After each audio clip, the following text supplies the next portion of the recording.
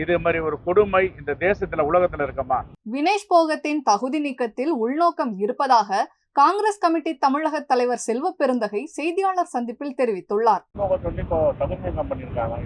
அது எவ்வளவு பெரிய கொடுமை! இது மாதிரி ஒரு கொடுமை இந்த தேசத்துல உலகத்துல இருக்கமா?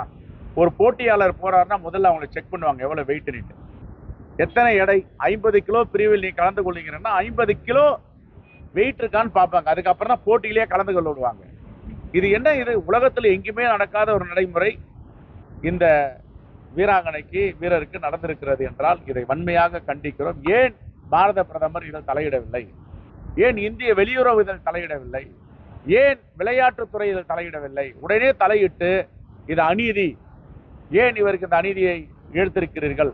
ஏற்கனவே உலகம் முழுவதும் பல முறை வென்ற 3 வீரர்களை வென்றிருக்கிறார். அவர் வென்ற பிறகு இப்பொழுது தகுதி நீக்கம் எந்த அடிப்படையில்? அந்த PT உஷா ஒரு உறுப்பினர், பாஜகவை சார்ந்தவர், நீட்டா அம்பானி ஒரு உறுப்பினர், மோடிக்கு வேண்டியமானவர், இவர்களெல்லாம் வைத்து 50 கிலோ 50 கிராம் அதிகமாக இருந்தார்கள். ஆகையால் இவரை நாங்கள் தகுதி நீக்கம் செய்கிறோம். இது மாதிரி ஒரு கொடுமை இந்த உலகத்தில் இருக்க முடியாது. ஏன் தகுதி நீக்கம் செய்யறாங்க? உள்நோக்கம் இருக்கு.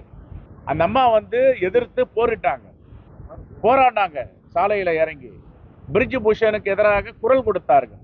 பிரிஜ் பூஷன் பாஜகவுடைய தலைவர், நாடாளுமன்றத்தில் அவருடைய உறவினர்கள்லாம் உறுப்பினராக இருக்கிறார்கள். ஆகவே இதையெல்லாம் மக்கள் இதயம் கூர்ந்து கவனித்துக் கொண்டிருக்கிறார்கள். தேர்தலில் பாடம் புகழ்கிறார்கள். செய்திகளை உள்ளது உள்ளபடி தெரிந்து கொள்ள ரெஃப்ளெக்ட் நியூஸை சப்ஸ்கிரைப் பண்ணுங்க.